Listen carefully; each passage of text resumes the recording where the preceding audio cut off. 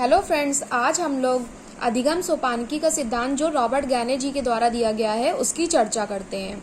Robert गैने जी ने अपनी एक पुस्तक लिखी है कंडीशन ऑफ लर्निंग।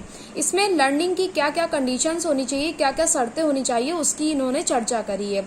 तो सबसे पहले दोस्तों हम लोग ये समझते हैं कि लर्निंग होती क्या है। लर्निंग को हिंदी में कहते हैं अधिगम।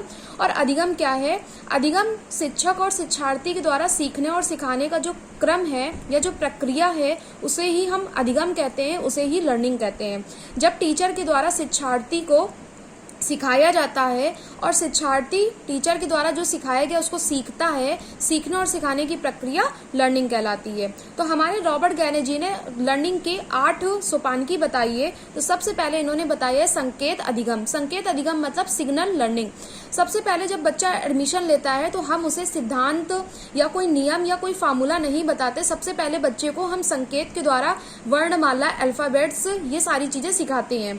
तो ये सबसे पहले जो संकेत सिग्नल लर्निंग है ये निम्न स्तर की श्रेणी होती है। इसमें तर्क और चिंतन नहीं होता, क्योंकि बच्चा जो का त्यों सीखता है, वो अपनी कोई भी चीजें ऐड नहीं करता। हमने उसे 1 सिखा दिया, 2 सिखा दिया, का सिखा दिया, खा सिखा दिया, ए बी सिखा दिया, तो बच्चा जो का त्यों सीख लेता है। तो इस प्रकार बच्चे में तर्क, चिंतन, मनन इसमें अभाव होता है। ये सबसे निम्न श्रेणी का अधिगम होता है। और यह नियम पावलाव के अधिगम अनुकूलित अनुक्रिया पे भी आधारित है, क्योंकि पावलाव जी ने कुत्ते पर अधिगम करवाया था, जिसमें उन्होंने दिखाया कि रोटी, पहले उन्होंने दिखाया घंटी बजाया और रोटी वो ले लेता है। इसकी डीप में पावलाव का जो नियम है इसके डीप में बाद में चर्चा करते हैं। बस इतना समझिए कि जो गैने जी ने अपना फर्स्ट सोपानकी दिया संकेत अधिगम, ये पावलाव के नियम पर ही आधारित है। इसमें छोटे बच्चे को हम सबसे पहले सिग्नल देंगे, संकेत देंगे।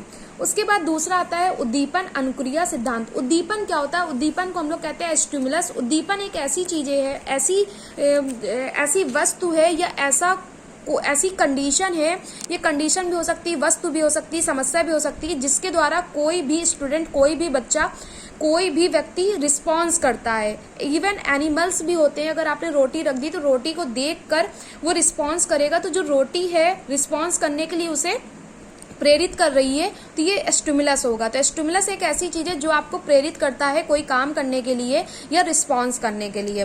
तो ये जो दूसरा नियम है ये एसआर थ्योरी के नियम से भी जाना जाता है, स्टिमुलस रिस्पॉन्स लर्निंग।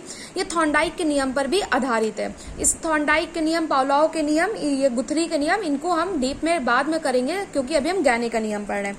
तीसरा गैने जी ने अपने अधिगम की सोपानकी में कहा है श्रृंखला अधिगम। श्रृंखला अधिगम मतलब चेन अधिगम, चेन लर्निंग। चेन लर्निंग गुथरी के नियम पर आधारित है कि जैसे इन्होंने 2 प्रकार की श्रृंखला बताई है, एक शाब्दिक और एक अशाब्दिक। शाब्दिक में इन्होंने अभिक्रमित अनुदेशन बताया। अभिक्रमित अनुदेशन का मतलब होता है जैसे आपने कोई लाइन लिखी, लाइन के बाद दूसरी लाइन लिखी, तो पहली लाइन का कनेक्शन दूसरी लाइन से होता है।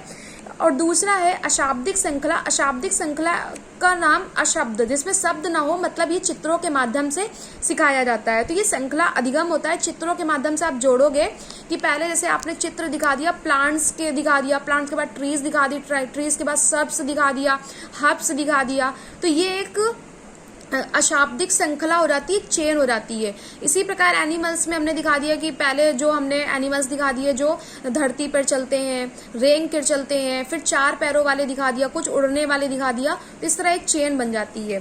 फिर आता है चौथा इनका सोपानकी आती है शाब्दिक अधिगम, वर्बल लर्निंग जिसे बोलते हैं।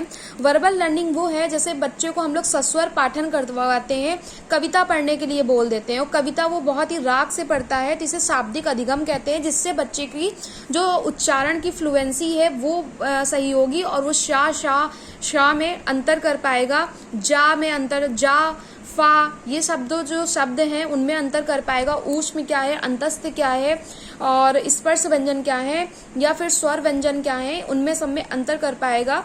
तो इस वजह से शाब्दिक अधिगम कराया जाता है। इस प्रकार सबसे पहले आपने पढ़ा, सबसे पहले सिग्नल अधिगम पढ़ा, दूसरा आपने उद्दीपन अनुक्रिया जिसे स्टिमुलस रिस्पॉन्स अधिगम बोलते हैं, तीसरा आपने पढ़ा श्रृंखला अधिगम, चेन लर्निंग, चौथी आपने पढ़ी वर्बल लर्निंग। इस प्रकार ये जो 4 लर्निंग है, 1 से 4 तक की लर्निंग है, इसमें चिंतन और मनन का अभाव होता है, क्योंकि इसमें बच्चा ज्यों का त्यों सीख रहा है। कविता है, कविता को ज्यों का त्यों उसने पढ़ लिया।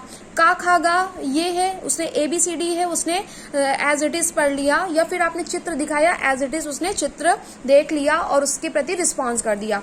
तो इस प्रकार जो 1 से 4 तक की सोपानकी है, इसमें तर्क और चिंतन का अभाव रहता है। अभी 5 to 8 है। तो 5वीं आती बहुविवेधन अधिगम।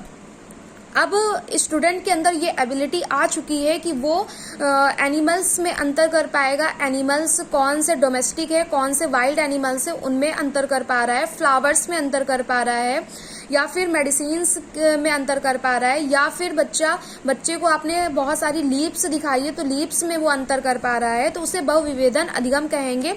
इसमें बच्चा अपने तर्क, अपने अनुभव, अपने मनन, अपने चिंतन का इसमें प्रयोग कर रहा है, तो इसे बहुविवेधन अधिगम कहेंगे। इसमें तर्क और चिंतन का चिंतन पाया जाता है। 6वां है आपका प्रत्यात्मक अधिगम, जिसे अवधारणा अधिगम कहते हैं, मतलब कॉन्सेप्ट लर्निंग। जब भी कोई व्यवहार किसी विचार के उन्नत होने से पैदा होता है तो उसे प्रत्यय अधिगम की श्रेणी में रखते हैं। मतलब जैसे कोई आविष्कार कर दिया, मतलब जैसे कोई भी आप चीज सिखा रहे हो, कुछ भी उसको सिखा रहे हो, तो उसने एक नया आंसर दिया आपको, या फिर आपने कोई भी चीज उसे बनाना सिखाया लेकिन उसने अपने तरीके से बना दिया, तो उसको हम कहेंगे कॉन्सेप्ट लर्निंग। बच्चे इसमें भी तर्क और चिंतन मनन का भाव होता है। सिद्धांत अधिगम प्रिंसिपल लर्निंग कहते हैं। जब अभी तक बच्चों को सिर्फ वाटर पता है, वाटर के बाद आपने उसे H2 और O भी बता ही दिया, हाइड्रोजन और ऑक्सीजन के बारे में भी बता दिया, लेकिन H2O कैसे बना, अब बच्चे ने सिद्धांत सीख लिए हैं। जब वो 9th-10th में आता है तो उसे सिद्धांत बता दिए जाते हैं, बहुत सारे रूल्स बता दिए जाते हैं। न्यूटन्स लॉ बता दिया गया, उत्प्लावन बल बता दिया गया, हीट क्या होती है, रेजिस्टेंस क्या होती है, ये सारे जब नियम उसे बता दिए जाते हैं तब वो प्रिंसिपल लर्निंग कहलाती है। फिर आता है 8वां समस्या समाधान अधिगम, जिसे हम प्रॉब्लम सॉल्विंग लर्निंग बोलते हैं।